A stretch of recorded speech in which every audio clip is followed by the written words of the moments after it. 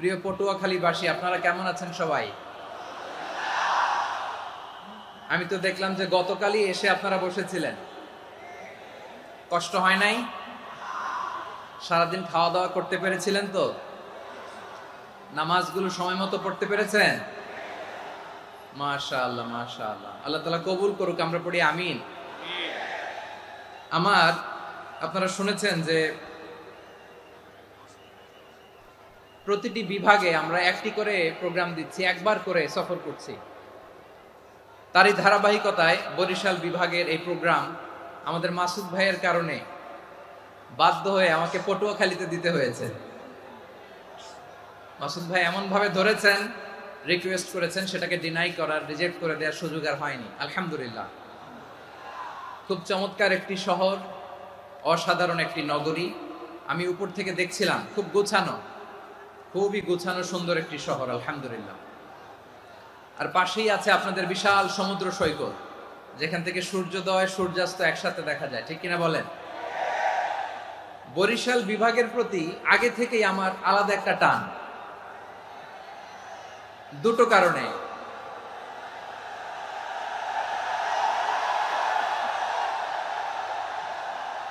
আলহামদুলিল্লাহ, আলহামদুলিল্লাহ, মাশাআল্লাহ। এই গণজোয়ারকে আল্লাহ তাআলা ইসলামের পক্ষে কবুল করে নিক।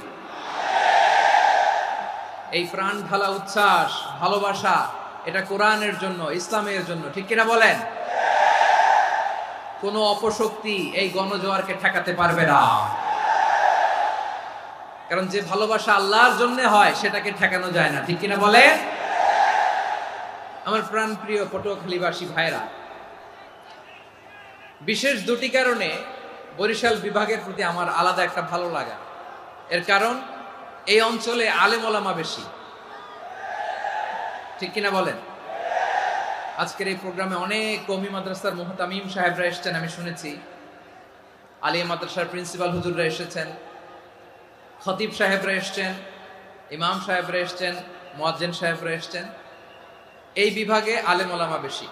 তার প্রমাণ, এখানে এই বরিশালের ভেতরে আছে সারসিনা দরবার, ঠিক কিনা বলেন? অনেক হাক্কানি একটা দরবার। সারসিনার মরহুম পীর সাহেব হুজুরের খেদমত করেছি আমি অনেকবার, সুযোগ হয়েছিল আমার ছাত্র জামানায়। তো ওনাদের মাদ্রাসা কেন্দ্রিক অনেক খেদমত, আলহামদুলিল্লাহ।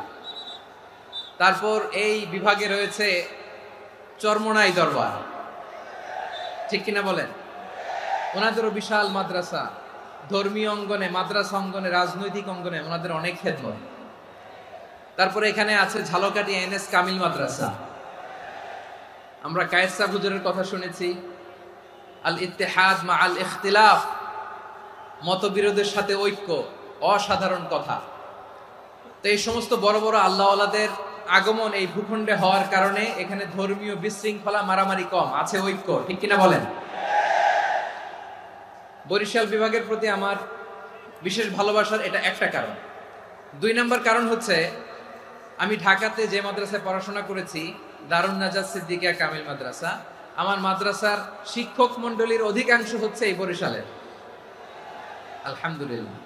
আমাদের শ্রদ্ধেয় প্রিন্সিপাল হুজুর আখম আবু বকর সিদ্দিক হাফিজাহুল্লাহ ওয়া রাআহ, উনি এলাকার সহ পুরো দারুন নাজাত মাদ্রাসার অধিকাংশ আসাতাজা ইকরাম এই ভূখণ্ডের, এই অঞ্চলের হওয়ার কারণে ছোটবেলা থেকেই বরিশালের প্রতি আমার একটি ভালোবাসা। তো আমি অন্তরের অন্তঃস্থল থেকে আবারও শুভেচ্ছা জানাতে চাই। আমি আমাদের অনেক ভাইদেরকে দেখতে পাচ্ছি, আপনারা বসার জায়গা পাননি, দাঁড়িয়ে আছেন এবং খুবই নিশ্চুপ, শান্ত, সুশৃঙ্খল। The people of Barisal, they are very smart, আলহামদুলিল্লাহ, মাশাআল্লাহ। এবং শ্রোতা যাদেরকে দেখতে পাচ্ছি, বেশিরভাগের বয়স 15 থেকে 25। জেনজি, যেখানেই যাই জেনজি আমারে ছাড়ে না,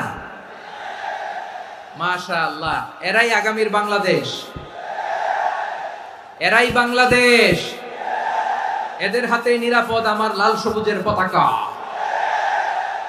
এদের হাতেই নিরাপদ আমার 56,000 বর্গ মাইলের প্রতিটি ইঞ্চি মাটি। এজন্য তোমাদেরকে সাবধান থাকতে হবে, সজাগ থাকতে হবে, দেশের জন্য, এদেশের সার্বভৌমত্বের জন্য, ঠিক কিনা বলেন? আমার প্রিয় ভাইরা, আপনারা এখন যেমনি নিশ্চুপ, নীরব, very quiet and calm, discipline, I like it, I love it. শেষ পর্যন্ত আপনারা এরকম নিশ্চুপ, নীরব, নিস্তব্ধ, নিঝুম থাকবেন তো আপনারা? মাশাআল্লাহ। আমি খুব লম্বা চূড়া সময় নেব না, অনেক আলোচনা হয়েছে, আমি পাশেই ছিলাম, আমি দুপুরেই চলে এসেছি, আমি শুনছিলাম আলোচনাগুলো, অসাধারণ আলোচনা হয়েছে। আসলে আলোচনা হওয়া দরকার অল্প, ইবাদত আর আমল হওয়া দরকার বেশি, ঠিক কিনা? কিয়ামতের একটা আলামত হচ্ছে খুতবুকুম তাওয়িলা ওয়া সালাওয়াতুকুম কাসীরা। কিয়ামতের আগে আমাদের বক্তব্য হয়ে যাবে লম্বা। Your speech will be longer and your salah will be very shorter. বক্তব্য হবে লম্বা, সালাত হবে খাটো। এই নমুনা বর্তমানে আছে না নাই? ঘন্টার পর ঘন্টা, তাও তৃপ্তি মিটে না। অনেক জায়গায় রাত পর্যন্ত, মিডনাইট পর্যন্ত, মধ্যরাত পর্যন্ত আলোচনা হয়, এটা ঠিক নয়। বক্তব্য হবে একেবারে gist, cream of the creams, একেবারে ক্রিম কথাটা আলোচক উপস্থাপন করবেন। হেদায়েত দেওয়ার মালিক কে? ইন্নাকা লা তাহদি মান আহবাবতা ওয়ালাকিন্নাল্লাহা ইয়াহদি মান ইয়াশা। নবী হে, আপনি চাইলেই কাউকে হেদায়েত দিতে পারবেন না। হেদায়েত দেওয়ার মালিক কে? প্রিয় ভাইরা, আমি শুরুতেই দেখতে চাই যে আপনারা বরিশাল বিভাগের কে কোন জেলা থেকে আসলেন, এটা একটু জেনে খোঁজখবর নিয়ে আমি আলোচনা শুরু করবো ইনশাআল্লাহ বিইذنিল্লাহ।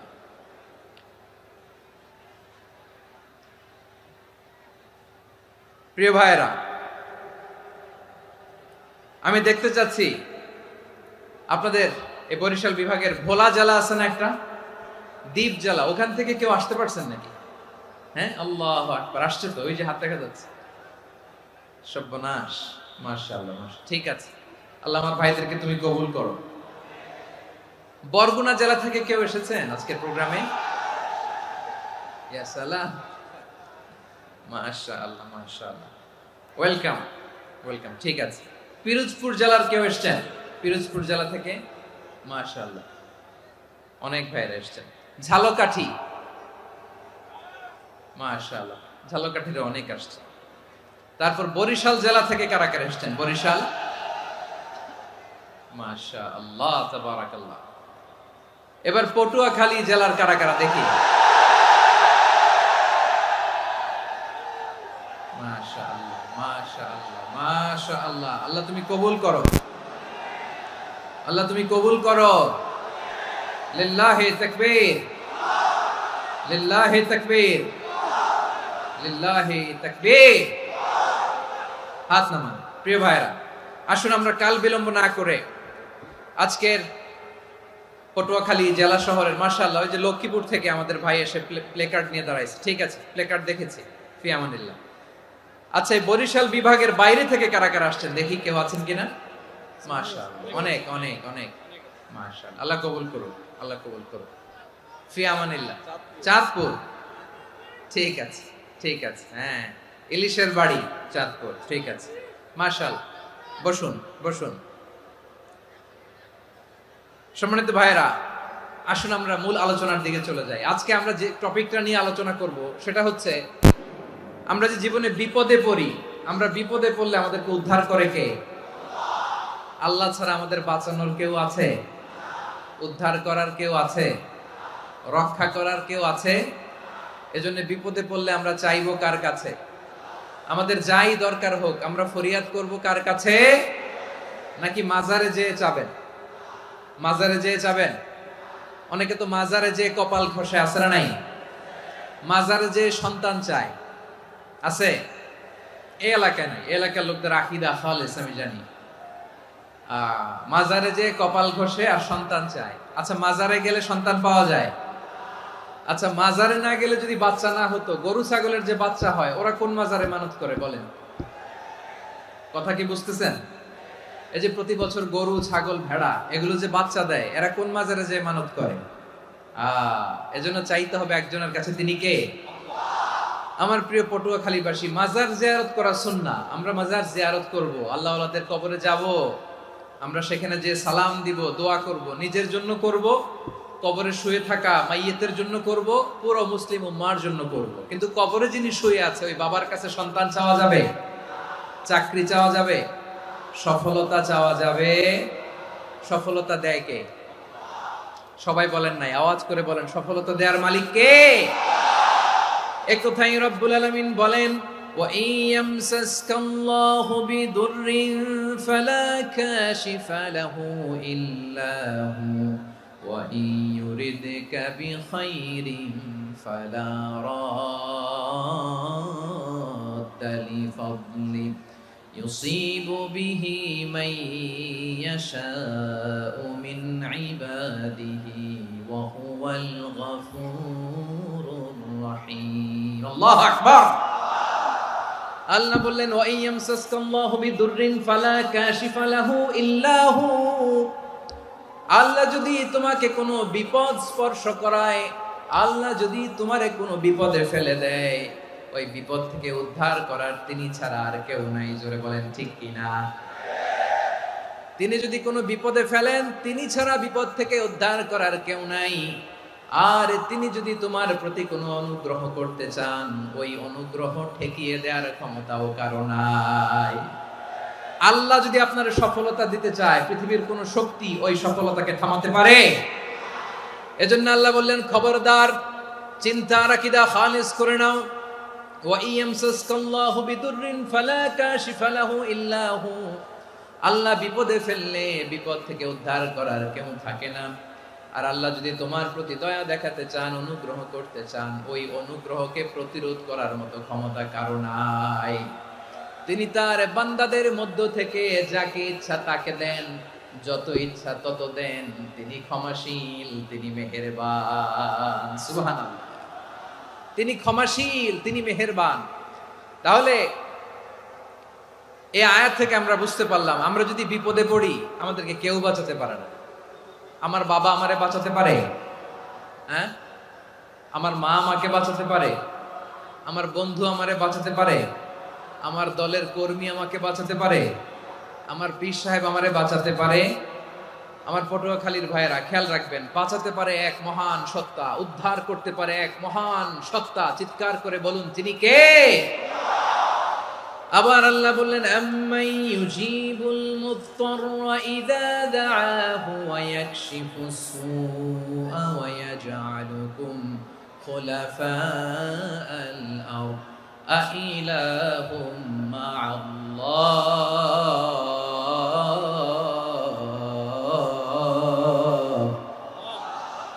ক্বালিলাম মা তাযাক্কারুন। রব্বুল আলামিন বলেন, বিপদে পড়ে কাতর কণ্ঠে চিন্তাগ্রস্ত হয়ে যখন কেউ ফরিয়াদি হয়ে আল্লাহর ডাকে হাত তোলে, তখন এই ব্যক্তির ডাকে সাড়া দেয় কে? সবাই বলুন। কাতর কণ্ঠে বিপন্ন অবস্থায় আপনি যখন কেঁদে কেঁদে হাত তুলে আপনার দুঃখের কথা জানান, আপনি যখন ডাকেন তারে, তখন আপনার ডাকে সাড়া দেয় কে? আল্লাহ বলে, আমি সাড়া দেই। তোমাদের বিপদকে মুক্ত করে দেয় কে? ওই আল্লাহর সাথে কোন উপাস্য আছে নাকি? কিন্তু খুব অল্প সংখ্যক লোকই তোমরা উপদেশ গ্রহণ করো। কথাটা কার? তাহলে বিপন্ন মানবতা যখন কাঁদে, মানুষ যখন বিপদে পড়ে নিরুপায় হয়ে ফরিয়াদ করে, তার ডাক শোনার কেউ নাই একজন ছাড়া। চিল্লায় বলেন তো, তিনি কে? এজন্য আমরা ফরিয়াদের হাত কার দিকে তুলব? প্রিয় পটুয়াখালী, বলেন, ফরিয়াদের দুটো হাত আমরা কার দিকে তুলবো?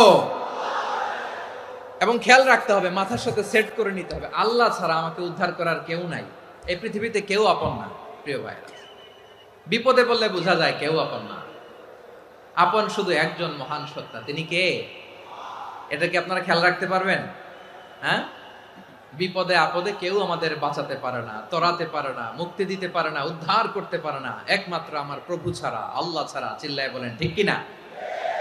এবং প্রিয় পটুয়াখালীর ভাইয়েরা, মাথার সাথে এটা সেট করে নিতে হবে যে আমাদের পুরো জীবনটাই পরীক্ষা। পুরো জীবনটাই কি? The life is a test. পুরো জীবনটাই পরীক্ষা। এই জীবনে বিপদ আসবে, আপদ আসবে, পরীক্ষা আসবে, সবার জীবনে এটা থাকে। এক একজনের পরীক্ষা এক এক রকম। আমার পরীক্ষা একরকম, মাসুদ ভাইয়ের পরীক্ষা একরকম, চৌধুরী সাহেবের পরীক্ষা একরকম, আপনার পরীক্ষা একরকম, ওনার পরীক্ষা আবার আরেক রকম। পুরো পৃথিবীটাই পরীক্ষা ক্ষেত্র, সবাই পরীক্ষা দিচ্ছি, কিন্তু কারো পরীক্ষা প্রশ্নের সাথে কারোটার মিল নাই। সুবহানাল্লাহ পড়বেন না? পুরোটাই পরীক্ষা ক্ষেত্র, সবাই পরীক্ষার্থী, কিন্তু প্রশ্নপত্র একটার সাথে আরেকটা মিলে না। One doesn't match the other, একজনেরটার সাথে আরেকজনেরটা মিলে না। কাউকে আল্লাহ তাআলা ধনী বানিয়ে পরীক্ষা করেন। কি বানিয়ে? কথা কি বুঝতেছেন নাকি কষ্ট হচ্ছে? কষ্ট হচ্ছে আপনাদের? কাউকে আল্লাহ ধনী বানিয়ে পরীক্ষা করেন, আবার কাউকে আল্লাহ তাআলা গরিব বানিয়ে পরীক্ষা করেন, কাউকে আল্লাহ অসুস্থ বানিয়ে পরীক্ষা করেন। কেউ দেখবেন যে দুরারোগ্য ব্যাধিতে আক্রান্ত, ডাক্তার বলেছে আর সময় নাই, দুরারোগ্য ব্যাধি, ক্যান্সার, যার নেই কোনো অ্যান্সার, তার জন্য পরীক্ষা হচ্ছে এই রোগ। আরেক লোক দেখবেন তার আবার রোগ বালাই নাই, মাশাআল্লাহ, তাকে আল্লাহ তাআলা আর্থিক দৈন্যতা, দারিদ্রতা দিয়ে পরীক্ষা করছেন। এরকম আছে না নাই? টাকা পয়সা নাই, দিন আনে দিন খায়, যা আছে তাতে চলে না, এটা তার জন্য পরীক্ষা। আবার আরেক শ্রেণীর লোক দেখবেন তাকে আল্লাহ অসুস্থতাও দেয় নাই, দারিদ্রতাও দেয় নাই, তার দাম্পত্য জীবনের সমস্যা আছে না নাই? স্ত্রী কথা শোনে না, অথবা ছেলে মেয়ে কথা শোনে না। তাহলে পরীক্ষা সবার জীবনে আছে, এক একজনের পরীক্ষাটা এক এক রকম। আল্লাহ তাআলা দেখতে চায় যে এই পরীক্ষার সময় আমরা কিরকম রেসপন্স করি, how to deal with the test, কিভাবে এই বিপদ আপদ পরীক্ষাগুলোকে আমরা হ্যান্ডেল করব, ডিল করব, এটা হচ্ছে আজকের আলোচনার বিষয়। বুঝতে পেরেছেন সবাই আমার প্রিয় ভাইয়েরা? তাহলে পরীক্ষাময় আমাদের জীবন, বিপদ আপদ পরীক্ষা, এটা মানুষের পিছু ছাড়ে না। সবার জীবনে পরীক্ষা আছে, নবীদের জীবনেও পরীক্ষা ছিল। সাহাবারা জিজ্ঞেস করেছেন, ইয়া রাসূলুল্লাহ, আইয়ুন নাসি আশাদ্দু বালাআন ফিদ দুনিয়া, এই দুনিয়ার বুকে কাদের পরীক্ষা সবচেয়ে বেশি? বিশ্বনবী বলেছেন, আল আম্বিয়া, এই পৃথিবীতে সবচেয়ে বেশি পরীক্ষা আল্লাহ তাআলা নিয়ে থাকেন নবীদের। কাদের? নবীদের। সুম্মাল আমসাল ফাল আমসাল, এরপরে নবীদের পরের স্তরে যারা, তাদের পরীক্ষা। এরপরে তাদের পরের স্তরে যারা, তাদের পরীক্ষা। সিদ্দিকিনদের, শুহাদাদের, সলিহিনদের, আল্লাহওয়ালাদের, যার ঈমান যত মজবুত তার জীবনে পরীক্ষাও তত বেশি। চিল্লায় বলেন ঠিক কিনা? তাহলে মুমিনরা, বিশ্বাসীরা, আমরা কি পরীক্ষা বিপদ আপদে ভয় পাই? হ্যাঁ, বিপদ দেখলে ভয় লাগে আপনাদের? ভয় লাগে? হ্যাঁ, না, মুমিনরা বিপদে ভয় পায় না, তারা হতাশ হয় না, সুবহানাল্লাহ, তারা নিরাশ হয় না। বিশ্বাসীরা হাল ছেড়ে দেয় না, তারা ভরসা রাখে একজনের উপর। চিল্লায় বলতে হবে তিনি কে? কারণ মুমিন জানে the grief isn't permanent, the test isn't permanent, the struggle in our life isn't permanent. আমাদের জীবনের দুঃখ, কষ্ট, স্ট্রাগল, এগুলো পার্মানেন্ট নয়। after every difficulties there is an ease, সব কষ্টের পরেই একটা সুখ আছে না নাই? রব্বুল আলামিন বলেন, ফা ইন্না মাআল উসরি ইউসরা, ইন্না মাআল উসরি ইউসরা, ভয় পেও না, চিন্তা করো না, কষ্টের সাথেই আমি রেখে দিয়েছি স্বস্তি। সুবহানাল্লাহ বলেন। মুমিন জীবনে বিপদ যত বেশি, কষ্ট যত বেশি, তার সামনে সফলতা তার চেয়েও বেশি। ঠিক কিনা বলেন? কারণ বিশ্বাসীরা জানে রাত্রি যত গভীর হয়, সুবহে সাদিকের সময় তত আগাতে থাকে। গর্ভবতী নারীর পেটের ব্যথা যত বাড়তে থাকে, ঘরে নতুন মেহমান আগমনের সময় ঘনাতে থাকে। মুমিনদের উপর বিপদ, অত্যাচার, আপদ, পরীক্ষা যত বাড়তে থাকে, কালেমার পতাকা উড্ডয়নের সময় কাছে আসতে থাকে। বিশ্বাসীদের এগুলো হিসাব মিলানো অনেক আগে, এগুলো অনেক আগে হিসাব মিলানো। দুঃখের আধার শেষে সুখের আলো মিটি মিটি হাসে। চিল্লায় বলেন ঠিক কিনা? দুঃখের আধার শেষে আলোর প্রভাত হাসে, হতাশার কালো মেঘে যায় গো ভেসে, হতাশার কালো মেঘে যায় গো ভেসে। দুঃখের আধার শেষে আলোর প্রভাত হাসে, হতাশার কালো মেঘে যায় গো ভেসে, হতাশার কালো মেঘে যায় গো ভেসে। কোরআনে দুঃখের আধার শেষে আলোর প্রভাত হাসে, হতাশার কালো মেঘে যায় গো ভেসে, হতাশার কালো মেঘে যাই গো ভেসে। ঠিক কিনা বলেন? দুঃখ যত বেশি, পরীক্ষা যত বেশি, কষ্ট যত বেশি, সুখের সময় তত কাছাকাছি চিল্লায় বলতে হবে ঠিক কিনা। এজন্য মুমিন জীবনে পরীক্ষা বেশি, মুমিনদের হতাশা নাই। মুমিনরা নিরাশ হয় না, হতাশ হয় কাফিররা। মুমিনরা কখনো হাল ছেড়ে দেয় না, মুমিনরা ভরসা রাখে একজনের উপর, তিনি কে? তাহলে আমার প্রিয় পটুয়াখালীবাসী, বিপদ থাকবে, পরীক্ষা থাকবে, এই বিপদ থেকে আমাদেরকে উদ্ধার করবেন একজন, তিনি কে? আমরা শুধু আল্লাহর উপরই ভরসা রাখবো। রাজি আছেন তো? চাইবো একজন সত্তার কাছে, আওয়াজ করে বলুন তিনি কে? একজন সত্তার কাছে চাইবে। বিশ্বনবী ওনার চাচাতো ভাই আব্দুল্লাহ ইবনে আব্বাস রাদিয়াল্লাহু তাআলা আনহুকে বললেন, ইয়া আব্দুল্লাহ ইবনে আব্বাস, হে আব্দুল্লাহ ইবনে আব্বাস, ইদা সাআলতা ফাসআলিল্লাহ, যখন চাইবে আল্লাহর কাছে যাও। ও আব্দুল্লাহ, যখন চাইবা আল্লাহর কাছে চাও। ওয়া ইদা ইসতাআনতা ফাসতাইন বিল্লাহ, যখন সাহায্য চাইবা আল্লাহর কাছে ফরিয়াদ করো। জেনে রেখো ও আব্দুল্লাহ, ওয়া'লাম আন্নাল উম্মাতা লাউ ইজতামাআত আলা আন ইয়ানফাউকা বিশাইইন লাম ইয়ানফাউকা ইল্লা বিশাইইন ক্বাদ কাতাবাহু আল্লাহু লাক। ও আব্দুল্লাহ, জেনে রেখো, মনে রেখো, গোটা বিশ্বের সবাই মিলে যদি তোমার উপকার করতে চায় ততটুকুই তারা করতে পারবে যতটুকু আল্লাহ তোমার নসিবে সেটা লিখে রেখেছে। ঠিক কিনা বলেন? আর যদি গোটা বিশ্বের সবাই মিলে তোমার বিরুদ্ধে কনস্পাইরেসি করে, ষড়যন্ত্র করে, গোটা বিশ্বের সবাই মিলেও যদি তোমার ক্ষতি করতে চায় ততটুকুই শুধু পারবে যেটা আল্লাহ তোমার জন্য বরাদ্দ রেখেছে। যতটুকু আল্লাহ তাআলা তোমার জন্য বরাদ্দ রেখেছে অতটুকুই ক্ষতি করতে পারবে, আর এক চুল বেশিও করতে পারবে না, কমও করতে পারবে না। চিল্লায় বলেন ঠিক কিনা। এজন্য আমরা চাইবো কার কাছে? সবাই বলেন নাই, আওয়াজ করে বলেন কার কাছে? সব সময় আমরা আল্লাহর কাছে চাইবো, বিপদে আপদে, সুখে দুঃখে, সচ্ছল অবস্থায় অসচ্ছল অবস্থায়, পরাজয়ের সময় বিজয়ের সময়, সব সময় আমরা ভরসা রাখবো কার উপর? সবাই বলুন। একদল লোক আছে যারা বিপদে পড়লে আল্লাহরে ডাকে, আছে না নাই? পটুয়াখালীতে মাশাআল্লাহ নাই। বিপদ আসলে আল্লাহরে ডাকে, বিপদ নাই আল্লাহও নাই।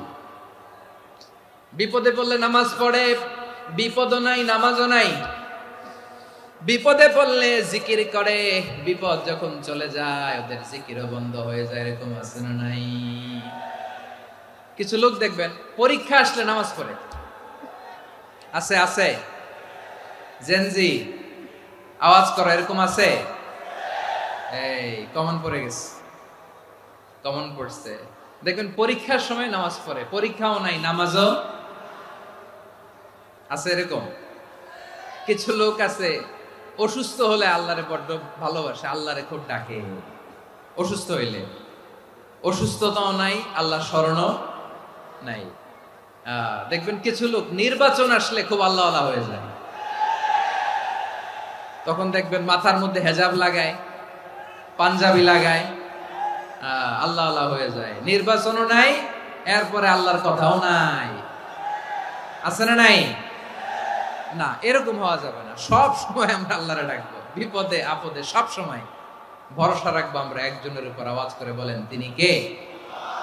এ কোথায় আল্লাহ তাআলা আমাদের চোখে আঙ্গুল দিয়ে জানিয়ে দিলেন, ফাইদা রাকিবু ফিল ফুলকি দা'আবুল্লাহ মুখলিসিনা লাহুদ্দিন ফালাম্মা নাজ্জাহুম ইলাল বাররি ইযা হুম ইউশরিকুন। আল্লাহ বলে একদল লোক আছে, তারা যখন নৌযানে চড়ে, জলযানে চড়ে, সাগরের মধ্যে যখন জাহাজে চড়ে, লঞ্চে চড়ে, তারা যখন তুফানের সম্মুখীন হয় তখন তারা আল্লাহরে বড্ড বেশি ডাকে, একান্ত ভাবে ডাকে, বিশুদ্ধ চিত্তে ডাকে। আবার তুফান থেকে তাদেরকে সেফ জোনে নিয়ে, নিরাপদ জোনে নিয়ে যখন বন্দরে আমি আল্লাহ তাদেরকে ভিড়িয়ে দেই, ওই লোকগুলো আবার আমি আল্লাহর সাথে শিরিক করে। এরকম আছে না নাই? জাহাজে উঠছে, সাগরের মাঝখানে তুফান, ওই সময় দেখবেন আল্লাহ কারে কয়। এই কথা তো আপনাদেরকে বোঝানো সহজ, আপনারা তো নদীর দেশের মানুষ। লঞ্চে চড়েন নাই কারা কারা? দেখি, লঞ্চে চড়ছেন? হ্যাঁ, লঞ্চে চড়ে নাই এরকম একজনও নাই এখানে। আচ্ছা, লঞ্চে উঠছেন কে কে দেখি? মাশাআল্লাহ মাশাআল্লাহ মাশাআল্লাহ। ঠিক আছে, আপনাদের বোঝানো সহজ। আচ্ছা, লঞ্চে উঠে তুফানের সম্মুখীন হয়েছেন, জলোচ্ছ্বাস সবাই? মাশাআল্লাহ। তো এই ওয়াজ তো আপনাদের মুখস্থ, ঠিক কিনা বলেন? আমার বলার দরকার নাই, বলেন। মাঝ নদী, তুফান, জলোচ্ছ্বাস, জলের মধ্যে উচ্ছ্বাস, ঢেউ, টর্নেডো, সাইক্লোন, মেঘের ঘন ঘটা, পরিবেশ ঘুটঘুটে অন্ধকার, লঞ্চ একবার এদিকে আরেকবার ওইদিকে, ভিতরে কি অবস্থা হয় বলেন তো? হ্যাঁ, তখন মুসলিম আল্লাহর ডাকে, হিন্দু আল্লাহর ডাকে, ঠিক কিনা বলেন? আস্তিক আল্লাহর ডাকে, নাস্তিক আল্লাহর ডাকে, ঠিক কিনা? লঞ্চের ভেতর, স্টিমারের ভেতর কান্নারে রোল পড়ে যায়, চিৎকারের রোল পড়ে যায়, সবার মুখ দিয়ে শুধু একটা আওয়াজ, লা ইলাহা লা ইলাহা লা ইলাহা সুবহানাল্লাহ আলহামদুলিল্লাহ লা ইলাহা। আল্লাহ নামের জিকির করবে যারা, আল্লাহর কাছে প্রিয় তারা, আল্লাহর কাছে প্রিয় যারা, জান্নাতে প্রবেশ করবে তারা, জোরে লা ইলাহা লা ইলাহা ইল্লাল্লাহ লা ইলাহা ইল্লাল্লাহ মুহাম্মাদুর রাসূলুল্লাহ সাল্লাল্লাহু আলাইহি ওয়াসাল্লাম। আমার প্রিয় পটুয়াখালীবাসী, তাহলে লঞ্চের ভেতরে যখন আমরা তুফানের মধ্যে পড়ি, তখন সবাই মিলে আমরা একটা নামের জিকির করি। নামটা কার? মুসলমানেরাও ডাকে, হিন্দুরাও ডাকে, আস্তিকও ডাকে, নাস্তিকও ডাকে, সবাই ডাকে একজনকে। তিনি কে? আবার দেখবেন ওই আল্লাহ তুফানের পরে, ঝড়ের পরে ওই লঞ্চটাকে যখন সদর ঘাটে ফিরিয়ে দেয়, আবার আমরা নাফরমানি শুরু করে দেই। সে কোথায় আল্লাহ বললেন, ফাইদা রাকিবু ফিল ফুলকি দা'আউল্লাহ মুখলিসিনা লাহুদ্দিন ফালাম্মা নাজ্জাহুম ইলাল বাররি ইযা হুম ইউশরিকুন। সাগরে যখন তুফানে পড়ে আমি আল্লাহর ডাকে, আবার আমি আল্লাহ যখন বাঁচিয়ে দেই, আবার আমি আল্লাহর সাথে শিরিক শুরু করে। আমরা কি এরকম হতে চাই নাকি? এরকম করবেন? হ্যাঁ না, আমরা তুফানে পড়লেও আল্লাহরে ডাকি, আবার বাঁচায় দেওয়ার পরেও ডাকি কারে? আল্লাহকেই ডাকি। বিমানের মধ্যে মাঝে মাঝে দেখবেন যে এয়ার টার্বুলেন্স হয়, জানেন? এয়ার টার্বুলেন্স জানেন তো? মাঝে মাঝে বিমানটা বাউন্সিং করে, বাম্পি, ভেরি বাম্পি ওয়েদার। শোনেন নাই? 40,000 ফিট উপরে যখন থাকে, তখন পাইলট মাঝে মাঝে বলে, dear passengers, ladies and gentleman, right now we are flying 40,000 feet above the ground and we are passing very air turbulence, very heavy air turbulence right now. Please fasten your seat belt. দেখবেন মাঝে মাঝে বলে যে, ভদ্র মহিলা, ভদ্র মহোদয়গণ, আমরা 40,000 ফিট উপর দিয়ে যাচ্ছি আর এয়ার টার্বুলেন্স ফেস করছি, মেহেরবানি করে আল্লাহর হস্তে সিট বেল্ট বাঁধুন।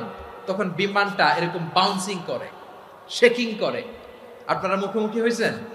ইদানিং এই এয়ার টার্বুলেন্স বেড়ে গিয়েছে। গত বছর আমার ইন্টারন্যাশনাল অনেকগুলো ফ্লাইট ছিল, তো আমি দেখলাম যে আগের ফ্লাইটগুলোর তুলনায় এখন এয়ার টার্বুলেন্স খুব বেশি। আমি একটু রিসার্চ করে দেখলাম, ক্লাইমেট চেঞ্জের কারণে, জলবায়ু পরিবর্তনের কারণে আকাশের বাতাসের মুভমেন্টে পরিবর্তন হয়েছে, ফলে এখন বিমান শেকিং করে বেশি, বাউন্সিং, বাম্পি ওয়েদার। তো বলেন তো, 40,000 ফিট উপরে যখন আপনি, কয় হাজার ফিট? সবাই বলুন, কয় হাজার ফিট? 40,000 ফিট উপরে যখন আপনি, তখন যখন বিমানটা এরকম বাউন্সিং করে, সবাই যখন ভমিটিং করে বিমান নষ্ট করে দেয়, বমি করে, তখন বাঁচানোর কে আছে আল্লাহ ছাড়া? কেউ আছে? ওই মুহূর্তেও সবাই মিলে একজনের ডাকে আওয়াজ করে বলেন, তিনি কে? মাঝে মাঝে কিছু সোশ্যাল মিডিয়ায় কিছু ভিডিও পাওয়া যায় যে হেভি যখন এয়ার টার্বুলেন্স হয় 10 সেকেন্ড 15 সেকেন্ডের কিছু ভিডিও পাওয়া যায়, বিমানটা এরকম বাউন্সিং করছে, বাম্পি ওয়েদার, কাঁপছে, মানুষগুলো বমি করছে, অক্সিজেন মাসগুলো সব ঝুলে পড়েছে, বিমানটা শুধু কাঁপছে। তখন দেখবেন বিমানের ভেতরেও এরকম লঞ্চের মতো চিৎকার আছে না নাই? বিমানের ভেতরেও তখন চিৎকার। গত বছর হিথ্রো এয়ারপোর্ট থেকে সিঙ্গাপুর এয়ারলাইন্সের একটা ফ্লাইট হিথ্রো টু চাঙ্গি একটা ফ্লাইটে এমন বেশি এয়ার টার্বুলেন্সের শিকার হয়েছিল ওই এয়ারক্রাফটটা, 33 জন যাত্রী সেখানে আহত হয়েছে, একজন যাত্রী নিহত হয়েছে। কেবিন ক্রুজ, এয়ার হোস্টেস যারা আছে, একজনের নাক ফেটে, চোখ ফেটে, কপাল ফেটে, ব্লিডিং হয়ে শয়লা। প্রিয় ভাইয়েরা, ওই 40,000 ফিট উপরে বিমানটা যখন কাঁপবে, তখন আমাদেরকে আল্লাহ ছাড়া আর কেউ বাঁচানোর আছে? এত আস্তে বললে হবে? ওই কঠিন মুহূর্তে আমার বাবা আমারে বাঁচাতে পারে, আমার বন্ধু আমারে বাঁচাতে পারে। এই গ্রাউন্ডে, জমিনের বুকে আমার প্রোটোকল, আমার ক্ষমতা, আমার দাম্ভিকতা কোনো কিছু আমারে বাঁচাতে পারে? একজন ছাড়া। চিল্লায় বলতে হবে, তিনি কে? সে আল্লাহ বললেন, গোলাম আমি বিপদের সময় ঠিকই তোমাদের বাঁচিয়ে দেই। ওই বিমানের ভেতরে 40,000 ফিট উপরে যখন তোমরা এয়ার টার্বুলেন্সের শিকার হও, তখন নাস্তিকও আল্লাহরে ডাকে, হিন্দু আল্লাহরে ডাকে। জোরে বলেন ঠিক কিনা? আবার বিমানটা যখন শান্ত হয়ে যায়, একটু পরেই বিমানের স্ক্রিনের মধ্যে হিন্দি সিনেমা খোঁজে। বিমানের স্ক্রিনে কিন্তু বিশাল ওখানে আফলাম ফিল্মের একেবারে বোঝাই করা। বিমানটা শান্ত হলে আবার হিন্দি সিনেমা দেখা শুরু করে। একটু আগে ডাকছিল কারে? দেখবেন বাংলাদেশে আমাদের ক্রিকেটাররা যখন অন্য কোনো দেশের সাথে খেলে, অনেক সময় এমন হয় বল বাকি একটা, রান দরকার 6টা। বল বাকি কয়টা? পটুয়াখালী বোঝে নাই বোধহয়। বল বাকি কয়টা? রান দরকার। আপনি দেখবেন ক্যামেরাম্যান তখন গ্যালারিতে খালি দেখায় দর্শকদের যে কি অস্থিরতা। হিপ হপ স্টাইলের মেয়েটা, যে মেয়েটার ওড়না এতক্ষণ ছিল গলায়, এতক্ষণ কইছিল, ওই মেয়েটা দেখবেন ওড়নাটা টেনে মাথায় দিয়ে এরকম মুনাজাত ধরতেছে, আল্লাহ আল্লাহ, একটা সক্কা, আল্লাহ আল্লাহ, আমার লাল সবুজের পতাকারে তুমি অপমানিত কইরো না আল্লাহ, ইন্ডিয়ার সাথে আমাদের খেলা, আল্লাহ আল্লাহ, একটা সক্কা, একটা।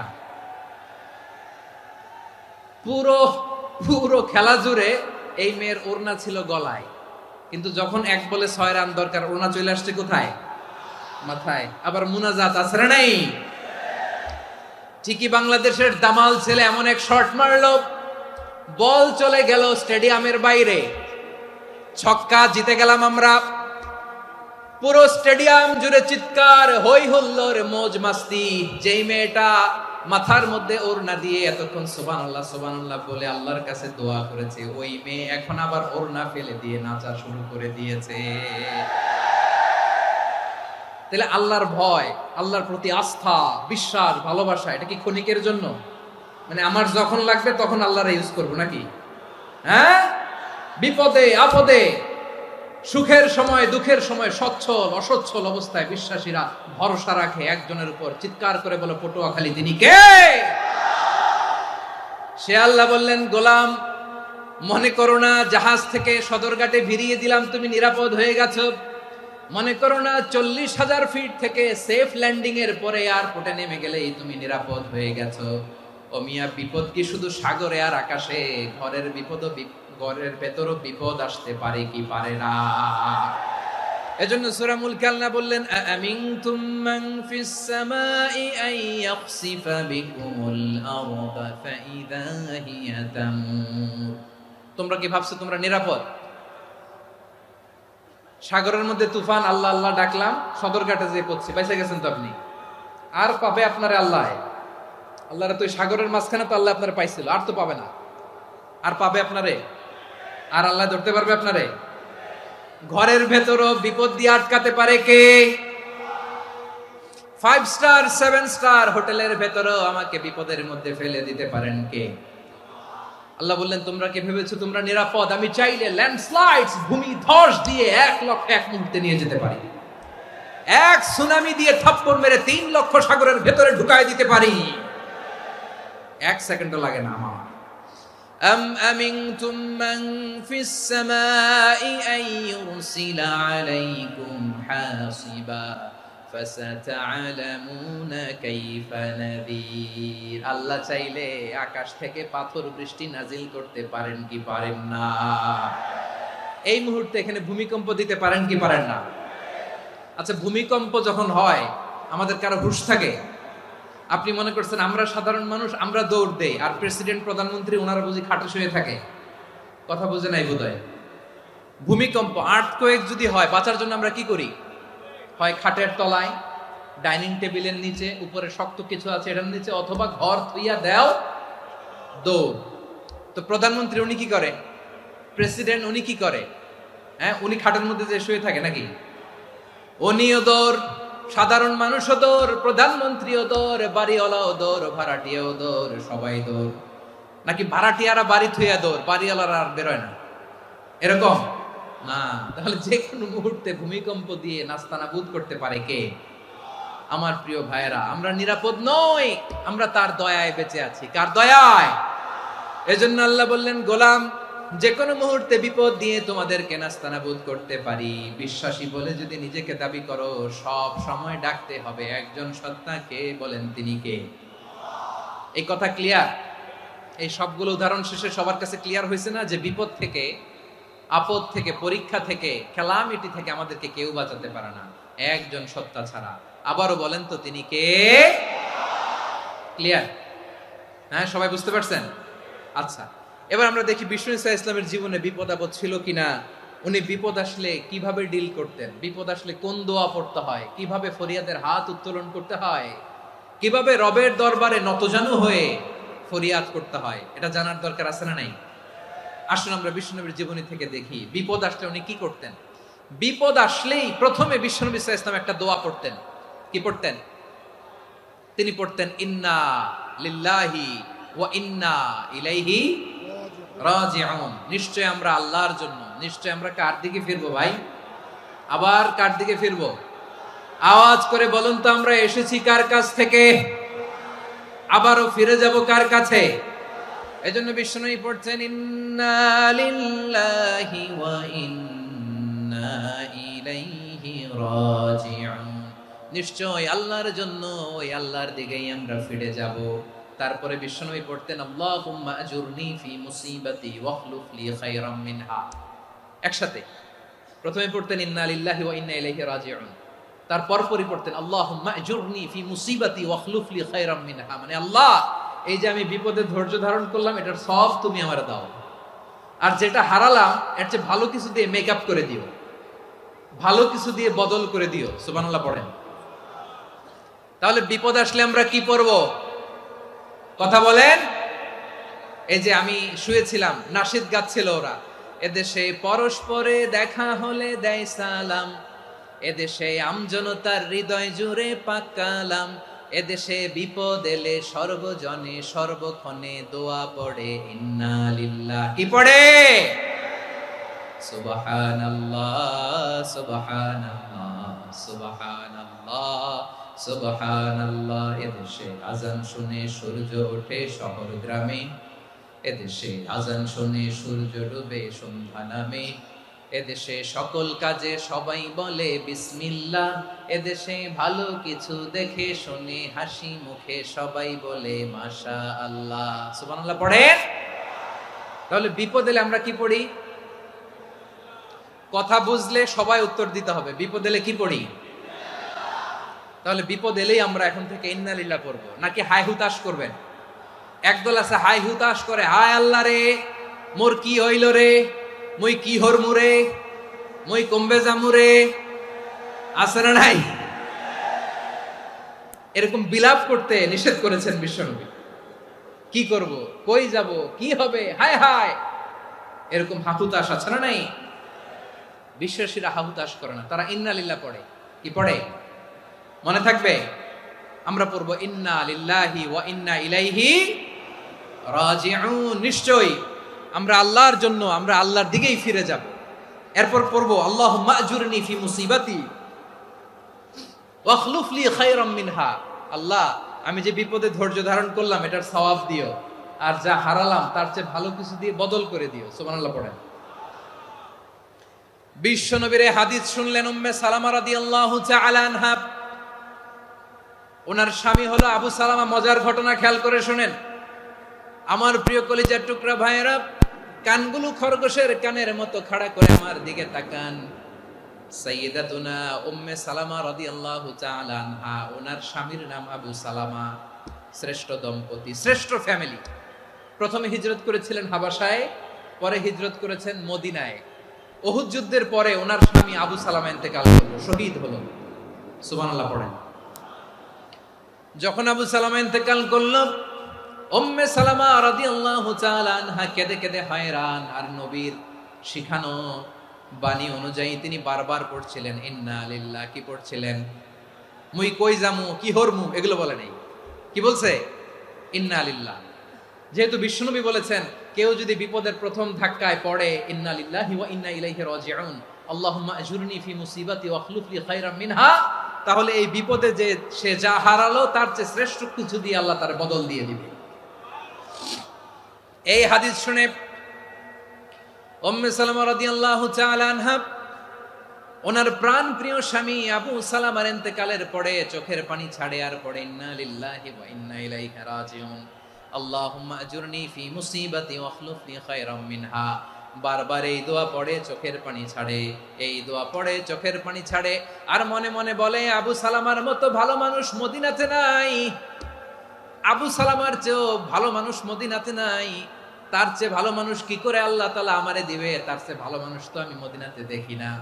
চোখের পানি দিয়ে বুক ভাসায় আর নবীর হাদিসের উপর আমল করে পড়ে ইন্না লিল্লাহি ওয়া ইন্না ইলাইহি রাজিউন, ইন্না লিল্লাহি ওয়া ইন্না ইলাইহি রাজিউন। পড়তে পড়তে চোখের পানি ছাড়ে আর চিন্তা করে বিশ্বনবী বললেন এই দোয়া পড়লে যেটা হারালাম তার চেয়ে ভালো কিছু দিয়ে আল্লাহ পুরস্কার দেয়। আবু সালামার চেয়ে ভালো মানুষ মদিনার মধ্যে আর কে হতে পারে? কি আজীব তামাশা, কি অবাক করা ঘটনা। কিছুদিন পরে দেখা গেল সাইয়্যিদুল মুরসালিন রাহমাতাল লিল আলামিন স্বয়ং বিশ্ব নবী উম্মে সালামাকে বিয়ের প্রস্তাব পাঠিয়েছে। স্বয়ং বিশ্ব নবী উম্মে সালামা রাদিয়াল্লাহু তাআলা আনহাকে বিয়ের প্রস্তাব পাঠিয়েছেন। উনি রাজি হয়ে গেলেন, বিয়ে হয়ে গেল। উনি হয়ে গেলেন উম্মুল মুমিনিন, আমাদের মা, পুরো মুসলিম উম্মার মা। চিৎকার করে বলেন আল্লাহু আকবার। তাহলে আমার প্রাণ প্রিয় ভাইয়েরা, বিপদে পড়লে আমরা পড়বো ইন্না লিল্লাহি ওয়া ইন্না ইলাইহি রাজিউন, আল্লাহুম্মা আজুরনি ফি মুসিবাতি ওয়া আখলুফ লি খায়রাম মিনহা। পড়বেন? পড়বেন না? যারা যারা বিপদ আসলে এই দোয়াটা পড়বেন এখন থেকে আওয়াজ করে ইনশাআল্লাহ বলেন। যা হারাইছেন তার চেয়ে শ্রেষ্ঠ জিনিস দিয়ে বদলা দিবে কে? বিশ্বাস হয়? একটু সন্দেহ লাগে মনে হয়, একটু সন্দেহ সন্দেহ আছে? যাদের বিশ্বাস হবে তাদের কি আল্লাহ উত্তম বদলা দিবে, ঠিক কিনা বলেন? তাহলে বিপদে পড়লেই প্রথমে আমরা এটা পড়ব। দোয়াগুলো যদি এখন মুখস্থ না হয়, এই যে রেকর্ডিং হচ্ছে পেয়ে যাবেন, কালকেই পেয়ে যাবেন। শুনে শুনে মুখস্থ করবেন। আমার মায়েরা, আমার বোনেরা, আপনাদের জন্য 3টি মাঠের অ্যারেঞ্জমেন্ট করা হয়েছে, আমি জানি। আপনারাও এই দোয়াগুলো পড়বেন, আপনার স্বামীকে শেখাবেন, সন্তানকে শেখাবেন, আপনার পুরো পরিবারটাকে জান্নাতের টুকরো বানিয়ে দিবে কে? তাহলে বিপদ আসলে প্রথমে কি পড়তে হবে এটা জেনে গেলাম। এরপরে বিপদ আসলে নিজেকে কি করে আল্লাহর কাছে সঁপে দিতে হয় এটাও জানার দরকার আছে না নাই? বিপদে প্রথমে ইন্নালিল্লাহ পড়লাম, ধৈর্য ধারণ করলাম, বিপদ থেকে উদ্ধারের সর্বোচ্চ চেষ্টা করলাম। আমার কাজ যখন শেষ তখন আমি আমার এই বিষয়টা আল্লাহর কাছে সঁপে দিব। কার কাছে সুপর্দ করব? কার কাছে? বিপদে বললে কেমন করে নিজেকে আল্লাহর কাছে সঁপে দিতে হয় আসুন সাইয়েদনা ইব্রাহিম আলাইহিস সালামের জীবনী থেকে জানি। আল্লাহর খলিল ইব্রাহিম আলাইহিস সালাম আমাদের মতো সমাজ ব্যবস্থা পায় নাই।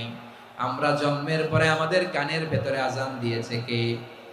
একামত দিয়েছে কে? আমাদের বাপদাদারা আমাদের কানে আজান দিয়েছে কি? দেয় নাই। আমাদের জন্মের পরেই তো আজান, একামত, বাড়ির পাশে মসজিদ, প্রতিদিন আজান, জুমার খুতবা, প্রতি মাসে মাসে তাফসিরুল কোরআন মাহফিল, মসজিদ, মিনারা, অভাব নাই, ঠিক কিনা বলেন? আপনি যেই সুন্দর ইসলামিক এনভায়রনমেন্ট পেয়েছেন, আমাদের ইব্রাহিম খলিল উনিও কি এরকম পেয়েছিলেন? হ্যাঁ, উনি জন্মের পর পরে ওনার কানে আজান দিছে কেউ? আমার প্রিয় ভাইরা, আগা গোড়া একটা শিরকি পরিবেশ উনি জন্মগ্রহণ করেছেন। উনি ছাড়া ওই তল্লাটে একজনও আল্লাহর উপর বিশ্বাসী নাই। কল্পনা করতে পারেন? গোটা তল্লাটে গোটা দেশে বিশ্বাসী মুমিন আল্লাহর উপর বিশ্বাস স্থাপনকারী কয়জন? সবাই বলেন কয়জন? বাকি সব মুশরিক। বাকি সব মুশরিক নিজের সাথে নিজে শক্ত বোঝাপড়া করে, অ্যানালজি করে, সেলফ কনভারসেশন করে উনি মহা সত্যের সন্ধান পেয়েছে। উনি আকাশের তারা দেখে ভাবে মনে হয় এটাই আমার খোদা, পরে দেখে তারা নাই, মনে মনে বলে না তাইলে এটা না।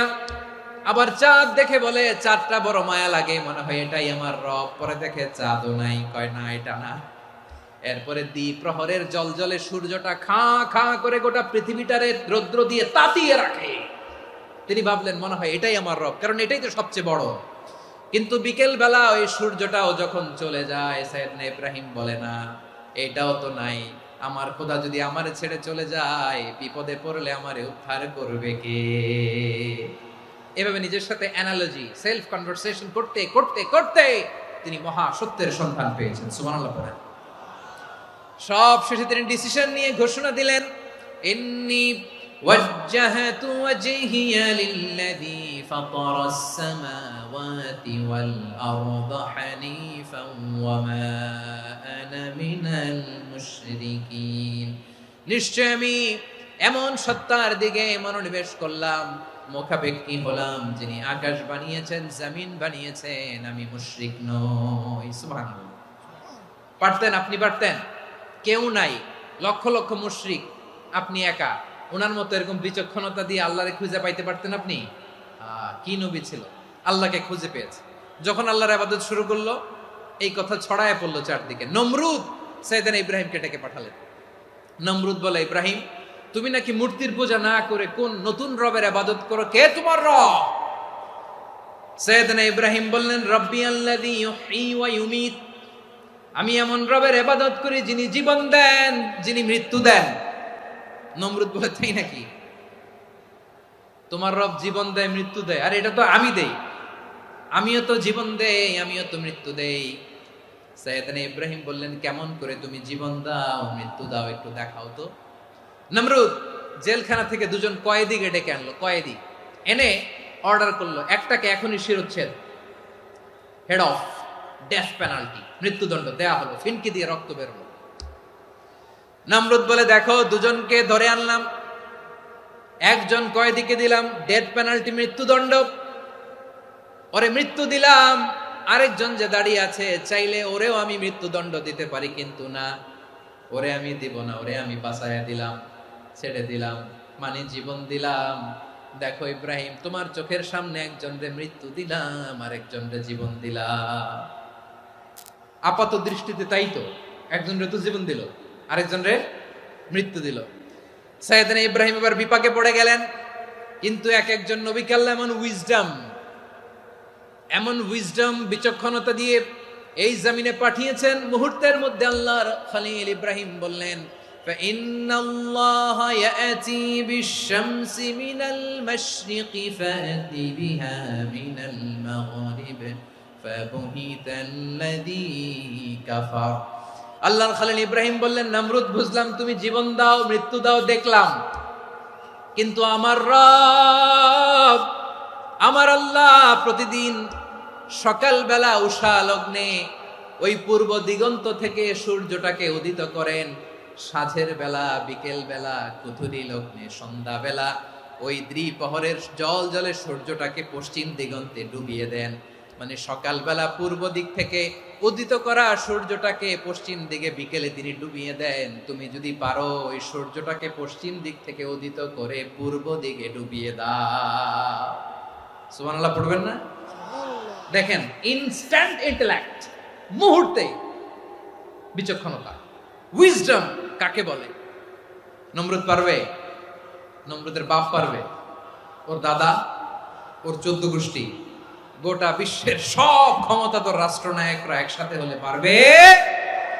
ফাবুহিতাল্লাযী কাফার পারে নাই, ব্যর্থ হয়েছে। এবার তেলে বেগুনে জ্বলে উঠেছে, রেগে মেগে আগুন বলে, ফালকুহু ফিল জাহিম, ওর সাথে তর্ক নাই, না পেরে এবার এটারে আগুনে ফেলা।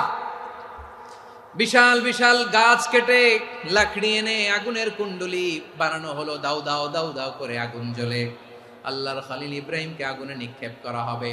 আল্লাহর খলিল সাইয়েদনা ইব্রাহিমের হাতের মধ্যে রশি দিয়ে টাইট করে বাঁধা হলো, পায়ের মধ্যেও টাইট করে রশি দিয়ে বাঁধা হলো।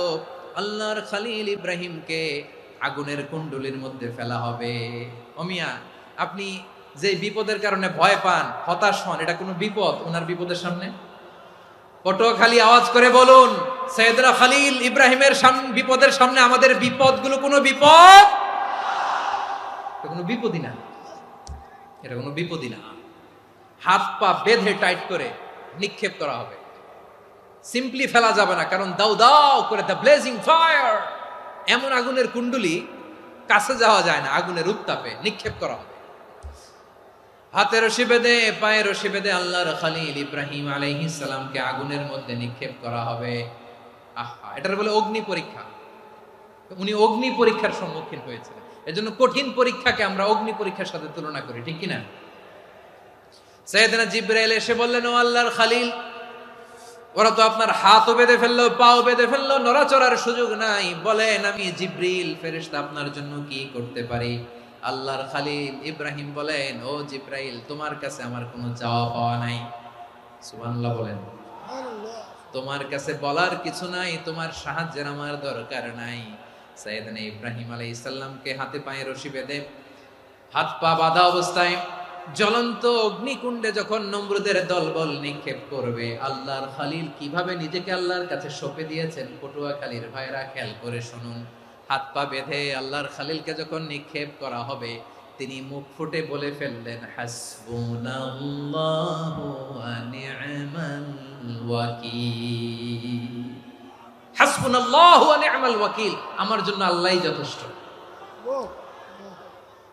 আমার জন্য আল্লাহই যথেষ্ট। তিনি আমার সবচেয়ে বড় গার্ডিয়ান, তিনি আমার সবচেয়ে বড় অভিভাবক। জিব্রাইলের সাহায্যে অফারকে ফিরিয়ে দিলেন, দুনিয়ার বুকে কারো কাছে কিছু বলেন নাই, মুখ ফুটে বলেছেন হাসবুনাল্লাহ। ও আমার পটুয়াখালীর প্রাণের ভাইয়েরা, খেয়াল রাখবেন, কোন বান্দা তার হাতে থাকা সব চেষ্টাটুকুন করার পরে মুখ ফসকে মুখ দিয়ে যখন বলে ফেলে হাসবুনাল্লাহ, বান্দা যখন হাসবুনাল্লাহ বলে ফেলে, ওই ব্যাপারটা ডিল করার দায়িত্ব স্বয়ং আল্লাহ আরশের উপর থেকে নিয়ে নেয়। আপনি যখন বলে ফেলবেন হাসবুনাল্লাহ, এটা ডিলিং করবে কে তখন? চিল্লায় বলেন না, তিনি কে?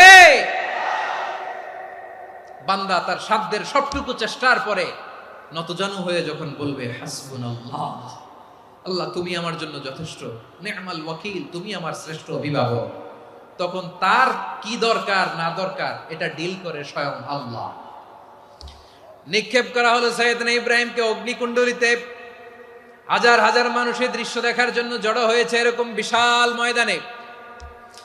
কিন্তু কি অবাক করা ঘটনা, সবাই ভয় পাচ্ছিল, না জানে কি হয়ে যায়। আল্লাহর খলিলকে যখন আগুনের কুণ্ডলিতে নিক্ষেপ করা হয়, আল্লাহর খলিল ইব্রাহিম আগুনের কুণ্ডলীর মধ্যে বসে বসে মানুষগুলোর দিকে তাকিয়ে হাসতে শুরু করে দেয়। কারণ আকাশ থেকে রব্বুল আলামিন স্পেশাল ভার্ডিক্ট নাজিল করেছেন, স্পেশাল হুকুম জারি করেছেন, কুলনা ইয়া নারু কুনি বারদান ওয়া সালামান আলা ইব্রাহিম। ও আগুন, খবরদার, সৃষ্টির শুরু থেকে তোকে একটা ধর্ম আমি বাতলে দিয়েছিলাম, তোর ধর্ম, আগুনের ধর্ম হলো যা পাবে জ্বালিয়ে সারখার করবে। আল্লাহ বলল, ও আগুন, তোর ধর্ম দিয়েছিলাম, তুই সব জ্বালিয়ে পুড়িয়ে সারখার করে দিবি, কিন্তু ক্ষণিকের জন্য আমি তোর জ্বালিয়ে দেওয়ার ক্ষমতাটাকে কেড়ে নিলাম, জ্বালিয়ে ভস্ম করে দেওয়ার ক্ষমতা আমি কেড়ে নিলাম। কুনি বারদান, ঠান্ডা হয়ে যা, কিন্তু এত বেশি ঠান্ডা হবি না আবার আমার ইব্রাহিমের জন্য সর্দি লেগে না যায়। সুবহানাল্লাহ, এত আস্তে বললে হবে? কুনি বারদান, বার্দ মানে বরফ, ঠান্ডা, ঠান্ডা হ, কিন্তু এত ঠান্ডা হবি না যাতে আমার ইব্রাহিমের কষ্ট হয়। আগুন বলে, আল্লাহ একবার বললাম ঠান্ডা হ, আবার বলো এত ঠান্ডা হবি না যাতে খলিলের সর্দি না লাগে। কেমন ঠান্ডা হব, কেমন এনভায়রনমেন্ট তৈরি করে দেব বলো? আল্লাহ বললেন, সালামান আলা ইব্রাহিম, আমার খলিল, আমার কলিজা, আমার ইব্রাহিমের জন্য তুই জান্নাতের গুল বাগিচা হয়ে যা। ও ভাই, নবী মুসার মতো ঈমান হলে রাস্তা হবে সাগর জলে, নবী ইউসুফের মতন ঈমান হলে একে একে দরজা খোলে। নবী ইব্রাহিমের মতন ঈমান যদি আজও থাকে বিদ্যমান, অগ্নিকুণ্ডে দেখতে পাবে খুবসুরত এক ফুল ভাগা। কুলনা ইয়া নারু কুনি বারদান ওয়া সালামান আলা ইব্রাহিম। বান্দা যখন মুখ দিয়ে বলে হাসবুনাল্লাহ,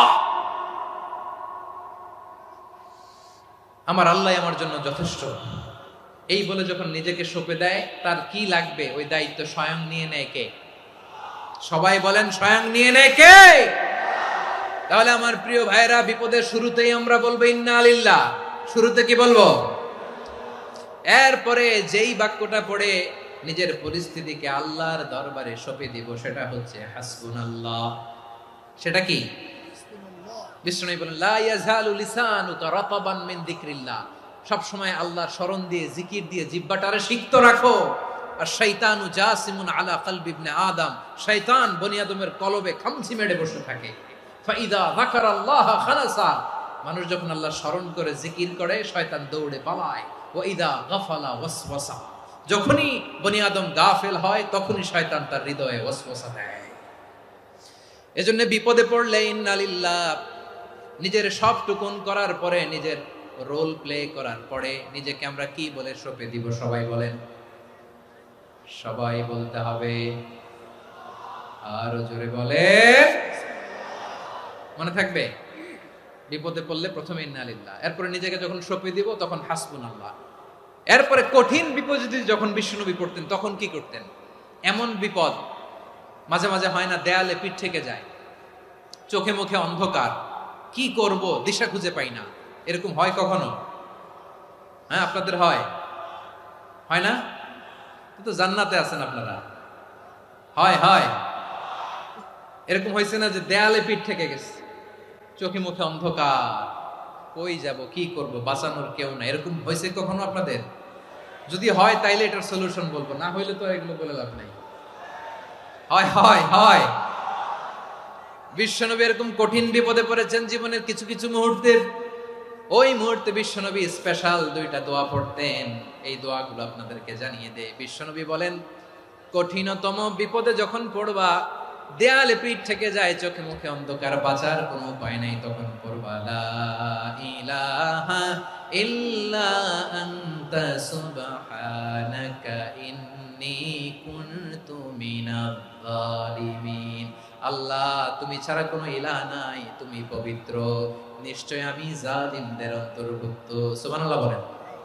এই দোয়া সাইয়েদনা ইউনূস আলাইহিস সালাম পড়েছিলেন যখন মাছের পেটে ছিলেন। কিসের পেটে? এবং অনেক মুফাসসিরিন একরাম বলেছেন, অনেক আহলুল ইলমরা বলেছেন, এটা হচ্ছে ইসমে আজম। ইসমে আজম এমন দোয়া যেটা দিয়ে দোয়া করলে আল্লাহ দোয়া কবুল করে। কিন্তু এটা কোনটা, এটা নিয়ে ইখতিলাফ আছে।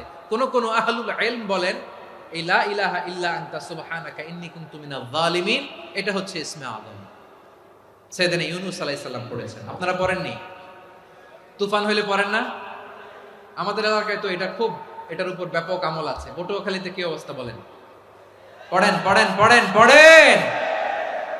একটা গল্প শুনেছিলাম, পাক হানাদার বাহিনী যখন বাংলাদেশে অ্যাটাক করত, ৭১ সালের ঘটনা বলতেছে, আমরা তো দেখি নাই, শুনছি আর কি। ৭১ যদি দেখতাম, এতদিনে রাজাকার হয়ে যেতাম। আল্লাহ আমাদেরকে বাঁচাই দিছে, আল্লাহর মেহেরবানি, ঠিক কিনা বলেন? মন মতো হইলে মুক্তিযোদ্ধা, মন মতো না হইলে রাজাকার। কত কিছু দেখলাম এই শাহবাগের বুকে। আল্লাহ, ৭১ সালে দেখি নাই, আমরা শুনেছি পাক হানাদার বাহিনী জিজ্ঞেস করত মুসলিম না অমুসলিম চেক করার জন্য, বলতো কালেমা বল, কালেমা বাতাও। তো যারা কালেমা বলতে পারতো, পাকিস্তানি বাহিনী নাকি ওদেরকে ছেড়ে দিত, শুনেছি। তো একজনকে, এক বাঙালিরে পেয়ে তার মাথার মধ্যে বন্দুকর নল ধরে বলতেছে কালেমা বল, সালে কালেমা বাতা, কালেমা বল। তো ভয়ের চোটে এই দোয়া পড়া শুরু করছে। ও পড়তেছে লা ইলাহা ইল্লা আনতা সুবহানাকা ইন্নী কুনতু মিনাজ জালিমিন। পাকিস্তানি বলে সালে ইয়ে তো মুসিবত কা কালেমা है। বাঙালি কয় হাম তো ভি মুসিবত মে है। পাকিস্তানি বলে বেটা কোন দোয়া বললি, এটা তো মুসিবতের কালেমা। কয় আমিও তো মুসিবতে আছি। আমার মাথার মধ্যে বন্দুক ধরে তুমি আমারে কালেমা জিজ্ঞেস করো, এখন কোনটা কালিমা আর কোনটা কি, তো আমার হুশ আছে নাকি? প্রিয় ভাইরা, আসলে এটা দুআউল মুসিবা, বিপদে পড়লে এ দোয়া পড়তে হয়। লা ইলাহা ইল্লা আনতা সুবহানাকা ইন্নী কুনতু মিনাজ জালিমিন। এটা পড়বেন আপনারা। এই দোয়া পড়ে সাইয়েদনা ইউনূস আলাইহিস সালাম মাছের পেট থেকে রক্ষা পেয়েছিলেন। রক্ষা করেছিল কে? তুমি ইউনূস নবীরে যখন খাইলো মাছেতে গিলিয়া, ফেরেশতা পাঠাইয়া দিলে ইসমে আজম দিয়া, প্রাণে ছিল যাহার ভয় সেথা পাইল আশ্রয়, প্রাণে ছিল যাহার ভয় সেথা পাইল আশ্রয়, মাছের পেট হতে সে যে পেল পরিত্রাণ। আল্লাহু আল্লাহু তুমি জাল্লে জালালুহু, শেষ করা তো যায় না গে তোমার গুণগান। আল্লাহু আল্লাহু, সুবহানাল্লাহ পড়ে। লা ইলাহা ইল্লা আনতা সুবহানাকা ইন্নী কুনতু মিনাজ জালিমিন। বিশ্বনবী বললেন, দেয়ালে পিঠ থেকে গেলে, চোখে মুখে অন্ধকার, বাঁচার কোনো উপায় নাই, তখন এই দোয়াটা পড়তে হবে। এই দোয়া পড়ে আল্লাহর কাছে ফরিয়াদ করলে বিপদ মুক্ত করবেন কে? কেন এই দোয়াটা আল্লাহর কাছে বড্ড প্রিয় জানেন আমার ভাইয়েরা? কারণ এই দোয়ার মধ্যে তিনটা জিনিস আছে। আমি যেরকম আঙ্গুল উঁচু করেছি এরকম করেন তো। তিনটা। কয়টা? তিনটা। এক নম্বরে হচ্ছে তাওহীদ, দুই নম্বরে তাসবিহ, তিন নম্বরে তাকরীর। আই রিপিট, আবারও বলছি, এক নম্বরে তাওহীদ, দুই নম্বরে তাসবিহ, তিন নম্বরে তাকরীর। এ দোয়াটা আল্লাহর কাছে এত পছন্দনীয় কারণ এ দোয়ার প্রথম অংশে আছে তাওহীদ, আল্লাহর একত্ববাদের ঘোষণা। লা ইলাহা ইল্লা আনতা, ও আল্লাহ আপনি ছাড়া কোনো ইলাহ নাই, উপাস্য নাই। এ কথা বললে আল্লাহ বড্ড খুশি হয়ে যায়। সুবহানাল্লাহ পড়েন। এ দোয়ার দ্বিতীয় অংশে আছে তাসবিহ, মানে আল্লাহর প্রশংসা, প্রশংসা সূচক বাণী। সুবহানাক সুবহানাক সুবহানাক, ও আল্লাহ আমি আপনার পবিত্রতা ঘোষণা করছি। সুবহানাক, এ কথা শুনলেও আল্লাহ খুশি হয়ে যায়। সুবহানাল্লাহ পড়েন। এই দোয়ার তৃতীয় অংশে আছে তাকরীর, তাকরীর মানে পাপের স্বীকৃতি। তাকরীর মানে কি? তাকরীর মানে পাপের স্বীকৃতি। এই দোয়ার তৃতীয় অংশে আছে ইন্নী কুনতু মিনাল জালিমিন, ও আল্লাহ আমি জালিমদের অন্তর্ভুক্ত। আল্লাহ আল্লাহ আমি জালেম, আল্লাহ আমি ভুল করেছি, অন্যায় করেছি, আল্লাহ আমি জালেমদের অন্তর্ভুক্ত। এই পাপের স্বীকৃতি, অ্যাকনোলেজমেন্ট আল্লাহ বড্ড পছন্দ করে। যখন আল্লাহর কাছে আপনি ছোট হবেন, ছোট হতে হতে যত ছোট হবেন, ওই দৃশ্যটা দেখতে আল্লাহ বড্ড পছন্দ করে। সুবহানাল্লাহ বলেন। তিন নম্বর অংশ ইন্নী কুনতু মিনাজ জালিমিন, আল্লাহ আমি জালেমদের অন্তর্ভুক্ত। সাইয়েদনা আদম আলাইহিস সালাম ভুল করে যখন নিষিদ্ধ গাছের ফুল খেয়ে ফেললেন, ফল খেয়ে ফেললেন, আল্লাহ বললেন আদম ক্ষমা পেতে চাইলে তুমি আর হাওয়া মিলে স্বীকৃতি দাও, পাপের স্বীকৃতি। আর পড়ো রব্বানা যালামনা আনফুসানা ওয়া ইল্লাম তাগফির লানা ওয়া তারহামনা লানাকুনান্না মিনাল খাসিরিন। ও আল্লাহ আমি আদম আর হাওয়া যালামনা আনফুসানা, আমরা আমাদের নফসের উপর বড্ড জুলুম করেছি। আল্লাহ ওয়া ইল্লাম তাগফির লানা ওয়া তারহামনা, আপনি যদি ক্ষমা না করেন, আপনি যদি দয়া পরবশ না হন, আপনি যদি রহম না করেন, আমরা তো ক্ষতিগ্রস্তদের মধ্যে শামিল হয়ে যাব। এই দোয়া করার সাথে সাথে সাইয়েদনা আদম আর হাওয়া আলাইহিস সালামকে ক্ষমা করে দিলেন কে? তাহলে এই দোয়ার তিন নম্বর অংশ তাকরীর, এটা আল্লাহ বড্ড পছন্দ করে। আমার কলিজার টুকরা ভাইয়েরা, গুনাহ করে শিকার যেতে হবে, এটা আল্লাহ ভালোবাসেন। সাইয়েদনা আবু বকর রাদিয়াল্লাহু তাআলা আনহু বিষ্ণু ইসলামকে বললেন, ইয়া রাসূলুল্লাহ আল্লিমনি দুআআন আদউ বিহি ফি সালাতি, নবী হে আপনি আমার এমন একটা স্পেশাল দোয়া শিখায় দেন যে দোয়াটা আমি নামাজে পড়ব। নবী বললেন, তাহলে তুমি পড়ো আল্লাহুম্মা ইন্নী যালামতু নাফসি যুলমান কাসীরান ওয়া লা ইয়াগফিরুয যুনুবা ইল্লা আনতা ফাগফিরলি মাগফিরাতাম মিন ইনদিকা ওয়ারহামনি ইন্নাকা আনতাল গফুরুর রহিম। সুবহানাল্লাহ। সালাম ফিরানোর আগে পড়েন, কথা কয় না, পড়েন পড়েন। ও আবু বকর, নামাজে যদি দোয়া করতে মনে চায় এই দোয়াটা পড়বা, আল্লাহুম্মা ইন্নী যালামতু নাফসি, আল্লাহ জুলুম করেছি আমার নফসের উপর, যুলমান কাসীরা অনেক জুলুম, ওয়া লা ইয়াগফিরুয যুনুবা ইল্লা আনতা, আপনি ছাড়া এই জুনুব, এই পাপ ক্ষমা করার দ্বিতীয় কোনো রব নাই। আছে? আল্লাহ ছাড়া আমাদের গুনাহ আর কে কে ক্ষমা করতে পারে বলেন তো? কে পারে? কে? এজন্য আল্লাহরে বলবেন, আল্লাহ আমি ছাড়া তোমার গোলামের অভাব নাই। ও আমার রব, আমি ছাড়া এই জমিনের বুকে তোমার গোলামের অভাব নাই, কিন্তু তুমি ছাড়া তো আমার দ্বিতীয় কোনো রব নাই। পারবেন বলতে? পারবেন? চোখের পানি ছেড়ে আল্লাহরে বলবেন, আল্লাহ তুমি আমার রব, তুমি আমার সব। কি বলবেন? আল্লাহ আমারে রব। সবাই বলুন, আল্লাহ আমারে রব, দমে দমে তনু মনে তারি অনুভব। আল্লাহ আমারে রব। আল্লাহরে বলেন, আল্লাহ তুমি আমার রব, তুমি আমার সব। আল্লাহ আমি ছাড়া এই জমিনে তোমার গোলামের অভাব নাই, তুমি ছাড়া আমার দ্বিতীয় কোনো রব নাই। এ কথা বলে চোখের পানি ছেড়ে আল্লাহরে স্বীকৃতি দেন, আল্লাহ আমি পাপী। আল্লাহ জামিনে আমার চেয়ে বড় পাপী আর কেউ নাই। অজু করে সিজদায় লুটিয়ে পড়ে চোখের পানি ছেড়ে আল্লাহরে পাপের স্বীকৃতি দেন, আল্লাহ এমন কোন জুলুম নাই, গুনাহ নাই আমি করি নাই, সগীরা কবিরা, জেনে না জেনে, ইচ্ছায় অনিচ্ছায়, শিরকি বেদাতি সব গুনাহ করেছি। আল্লাহ আকাশের নিচে জমিনের উপরে আমার চেয়ে বড় গুনাহগার আর কেউ নাই। চোখের পানি ছেড়ে আল্লাহরে বলেন, আল্লাহ আমি ছাড়া তোমার গোলামের অভাব নাই, তুমি ছাড়া আমার দ্বিতীয় কোনো রব নাই, তুমি ছাড়া তো কেউ আমার গুনাহ ক্ষমা করার নাই, তুমি আমার রব, তুমি আমার সব। বলতে পারবেন? এই তাকরীর আমার পটুয়াখালীর ভাইয়া, এই স্বীকৃতিটা দেখতে আল্লাহ বড্ড ভালোবাসেন, কারণ আমরা সবাই গুনাহগার। আমরা সবাই কি? বিশ্বনবী বলেন, কুল্লুকুম খাত্তাউন, বানি আদম তোমরা সবাই পাপী। সবাই কি? সবাই পাপী। আমরা সবাই পাপী। আপন পাপের বাটখারা দিয়ে অন্যের পাপ মাপি। আমরা যে পাপী এটা ভাবতে মনে চায় না কারো, খালি অন্যের পাপ দেখি আমরা, এটা ভুল। ওর এই পাপ, ও পাপী, ও জালেম, ও জাহান্নামী, এরকম একটা টেন্ডেন্সি। আমার যে কি হালাত এটার খেয়াল নাই। খেয়াল করতে হবে যে আমি সবচেয়ে বড় পাপী, ঠিক কিনা বলেন? পাপ করি নাই এমন কেউ আছি? হ্যাঁ আছি। কেউ না জানলেও জানে কে আমার পাপের ঘটনা? পৃথিবী না জানুক আমি তো জানি, আমি কি পাপ করেছি হায়। ও আমার কলিজার টুকরা ভাইয়েরা, মাথাটাকে নিচু করে জীবনের সব গুনার ফিরিস্তিগুলো একটা একটা করে স্বীকার করে আল্লাহরে বলেন, আল্লাহ আমি পাপী। আল্লাহ আমার চেয়ে বড় পাপী এই দুনিয়াতে কেউ নাই। আকাশের নিচে জমিনের উপরে আমার চেয়ে বড় পাপী কেউ নাই। একটা একটা করে আল্লাহ স্বীকার করি আমি পাপী। সব পাপের স্বীকৃতি দিলাম। পৃথিবী না জানুক আমি তো জানি, আমি কি পাপ করেছি হায়। আমার পাপের করলে বিচার, বাঁচার আমার নাই উপায়।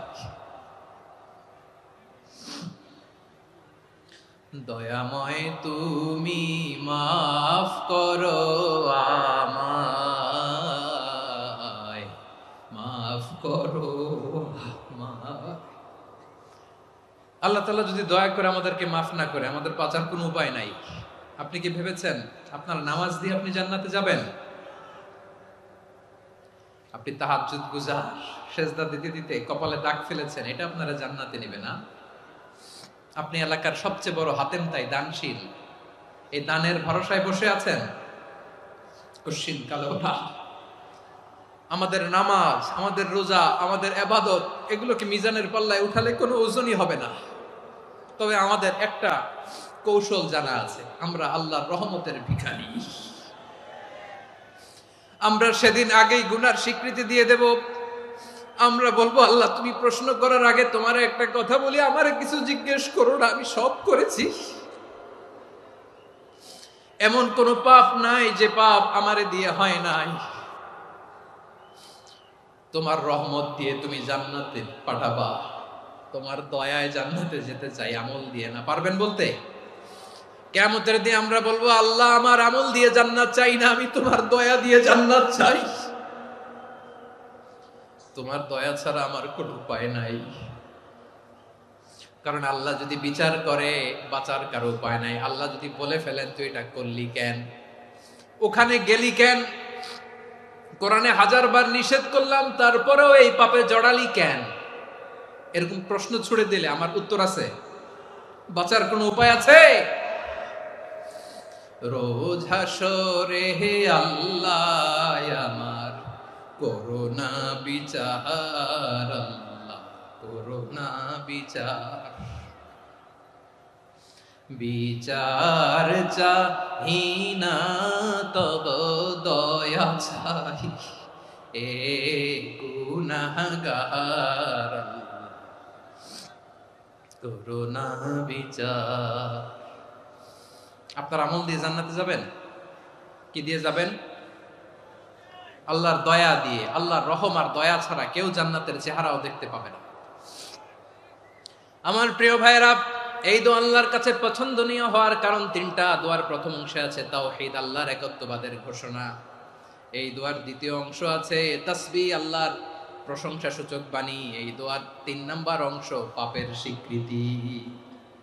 তাহলে আমরা সবাই গুনাহগার, আমরা আল্লাহর কাছে পাপের স্বীকৃতি দিয়ে বলবো, ও আল্লাহ ইন্নী কুনতু মিনাজ জালিমিন, আমরা জুলুম করেছি, পাপ করেছি, অন্যায় করেছি, আল্লাহ বুঝতে পারি নাই, শয়তানের ওয়াসওয়াসায় পড়ে, বন্ধুর পাল্লায় পড়ে, নফসের খায়েশ মিটাতে যে আল্লাহ করে ফেলেছি। তুমি গুনাহ না মাফ না করলে আমাদের গুনাহ মাফ করার দ্বিতীয় কেউ নাই। ঠিক কিনা বলেন? এভাবে অনুতপ্ত হয়ে যদি আল্লাহর কাছে দোয়া করেন, দেয়ালে পিঠ থেকে গেছে, কোনো রাস্তা নাই বের হওয়ার, ওই মুহূর্তেও আপনাকে বিপদ থেকে উদ্ধার করবে কে? বিশ্বনবী চরম বিপদে পড়লে 2টা দোয়া পড়তেন। প্রথম হলো এটা, লা ইলাহা ইল্লা আনতা সুবহানাকা ইন্নী কুনতু মিনাল জালিমিন। এই দোয়াটা আমরা বেশি বেশি পড়ব প্রিয় ভাইরা। রাজি আছেন? সবাই আওয়াজ করে পড়ুন ইনশাআল্লাহ। আমার প্রিয় ভাইয়েরা, বিপদে পড়লে বিশ্বনবী আরো একটা দোয়া পড়তেন, লা ইলাহা ইল্লাল্লাহুল আযীমুল হালিম, লা ইলাহা ইল্লাল্লাহু রাব্বুল আরশিল আযীম, লা ইলাহা ইল্লাল্লাহু রাব্বুস সামাওয়াতি ওয়াল আরদি ওয়া রাব্বুল আরশিল কারীম। এই যে বললাম, রেকর্ড হয়ে গেছে। এখন তো আর ইনস্ট্যান্ট মুখস্থ না হলো, পরে মুখস্থ করে নেবেন। আল্লাহ ছাড়া কোনো উপাস্য নাই, তিনি সুমহান, মহা সহিষ্ণু। আল্লাহ ছাড়া কোনো উপাস্য নাই, তিনি সুমহান, আরশের অধিপতি।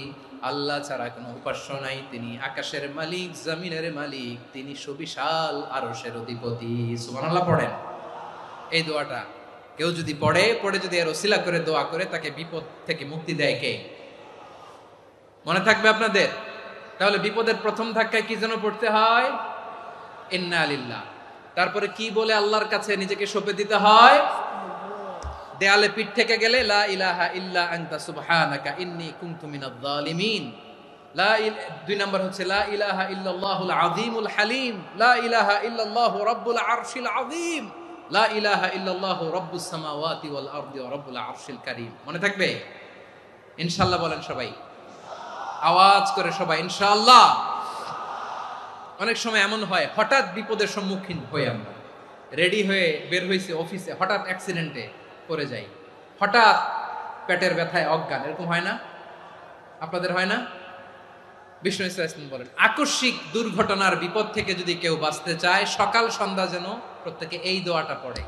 সকালে যদি 3 বার পড়ে, সন্ধ্যা পর্যন্ত হঠাৎ হঠাৎ বিপদ থেকে সে রক্ষা পাবে। To be protected from sudden calamity, sudden disaster, sudden calamity. হঠাৎ বিপদ, হঠাৎ ভয়ঙ্কর কোন আকস্মিক বিপদ থেকে আল্লাহ বাঁচায় নেবে। সকালে পড়লে সন্ধ্যা পর্যন্ত প্রোটেক্টেড, সন্ধ্যাবেলায় যদি 3 বার পরে সকাল পর্যন্ত প্রোটেক্টেড। সুবহানাল্লাহ পড়েন। দোয়াটা কি?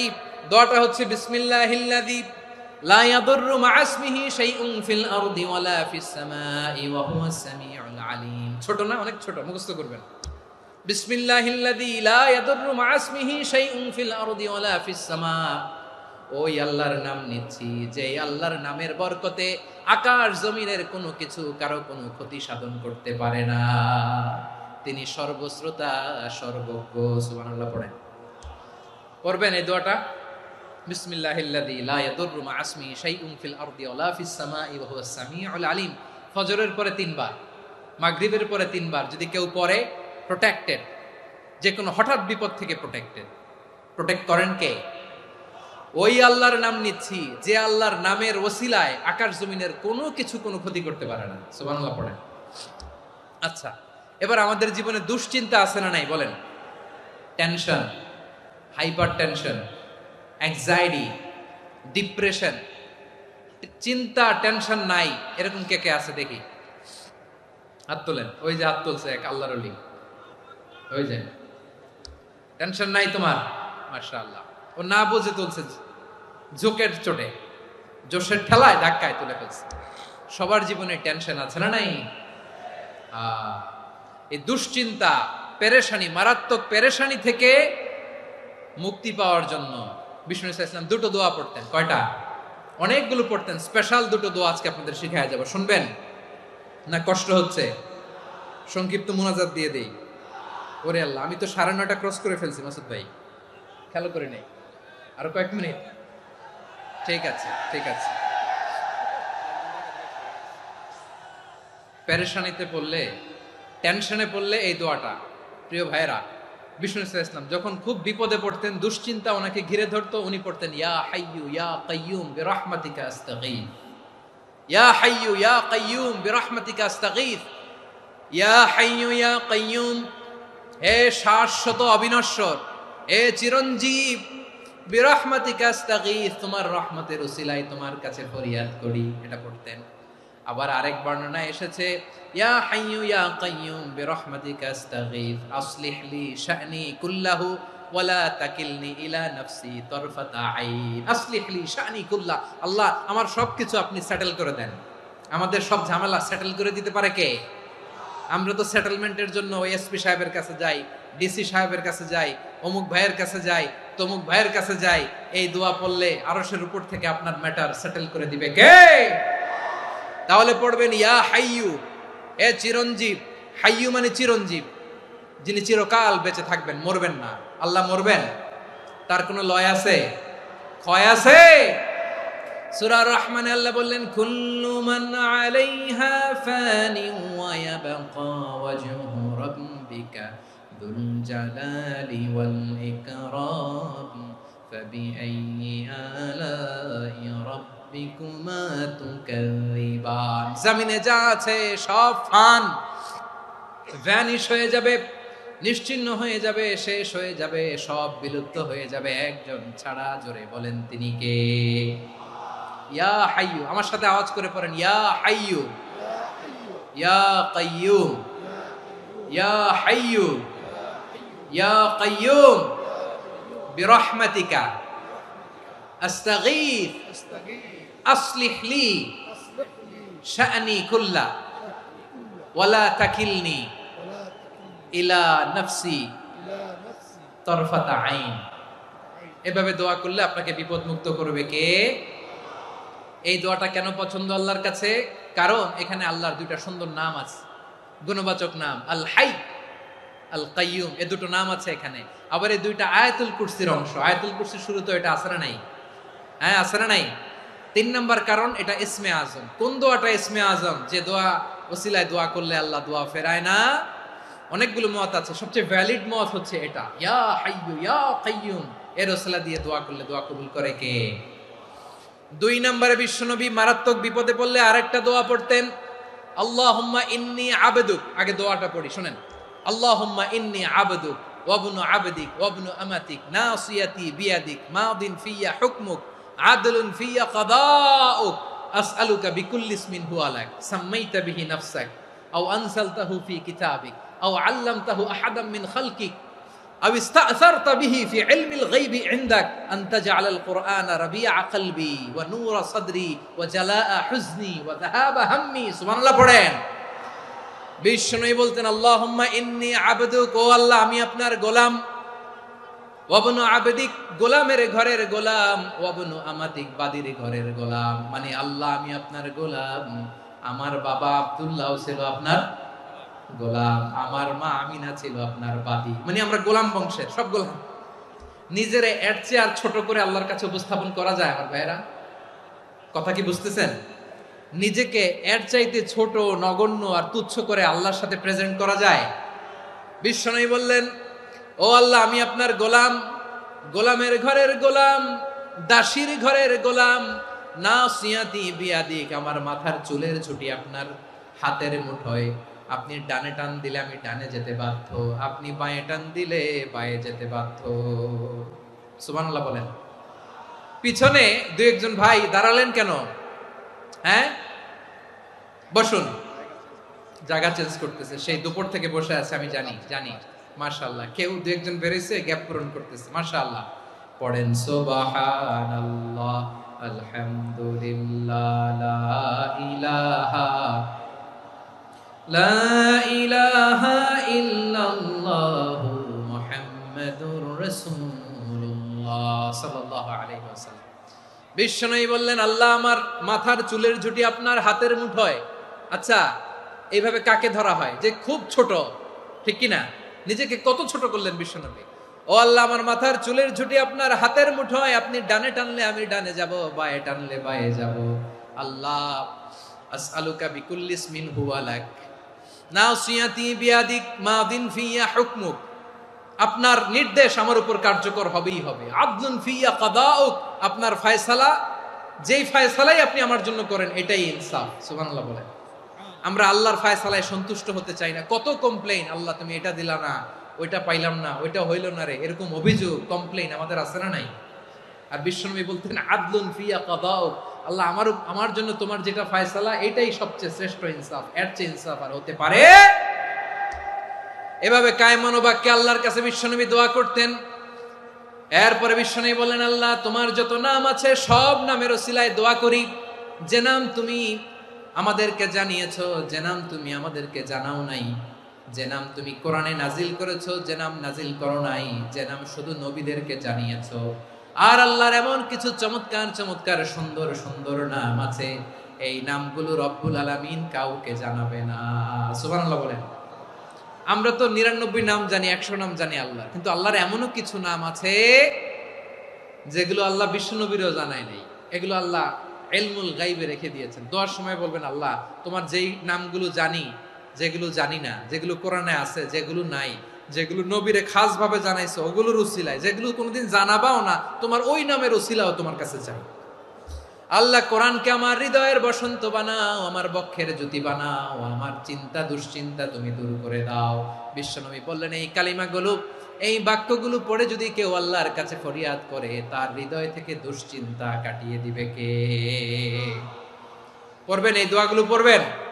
আচ্ছা, সব শেষে বলি, ঋণের বোঝায় যারা জর্জরিত, বিষ্ণু ইসলাম চমৎকার একটা দোয়া শিখিয়েছেন। আমাদের অনেকে ঋণের বোঝায় জর্জরিত, আছে না নাই? এদিকে কেউ আছেন? থাকলে হাত তোলার দরকার নেই, থাকলে এই দোয়াটা পড়বেন। এক সাহাবীর নাম আবু উমামা, নামাজের ওয়াক্ত ছাড়া উনি মসজিদে যেয়ে বসে আছে। বিশ্বনবী বললেন, কিরে আবু উমামা, নামাজের তো ওয়াক্ত হয় নাই, মসজিদে কি? সাহাবী বলে, হুমুমুন লাজিমাতনি ওয়া দুয়ুন, নবী গো, ঋণের বোঝায় এমন টেনশনে আছি, ঘরে থাকতে পারলাম না, মসজিদে চলে আসছে। বিশ্বনবী বলেন, আমি কি তোমার এমন একটা দোয়া শিখাবো যেটা পড়লে আল্লাহ তাআলা তোমার ঋণের বোঝা হালকা করে দিবেন? আবু উমামা বললেন, ইয়া রাসূলুল্লাহ, অবশ্যই শিখাবেন। বিশ্বনবী বললেন, তাহলে তুমি পড়বা, আল্লাহুম্মা ইন্নী আউযু বিকা মিনাল হাম্মি ওয়াল হাযান ওয়া আউযু বিকা মিনাল জুবনি ওয়াল বুখল ওয়া আউযু বিকা মিন গালাবাতিদ দাইনি ওয়া কাহরির রিজাল। ও আল্লাহ, তোমার কাছ থেকে দুশ্চিন্তা থেকে পানাহ চাই, কৃপণতা, ভীরুতা, অলসতা, কার্পণ্যতা, এই সব কিছু থেকে, মানুষের কঠোরতা, আমার উপর মানুষের আধিপত্য এবং ঋণের বোঝা থেকে পানাহ চাই। এই দোয়াটা যখন বিশ্বনবী শিখাই দিলেন, আবু উমামা বারবার এই দোয়া পড়ে, আল্লাহুম্মা ইন্নী আউযু বিকা মিনাল হাম্মি ওয়াল হাযান ওয়া আউযু বিকা মিনাল আজজি ওয়াল কাসাল ওয়া আউযু বিকা মিনাল জুবনি ওয়াল বুখল ওয়া আউযু বিকা মিন গালাবাতিদ দাইনি ওয়া কাহরির রিজাল।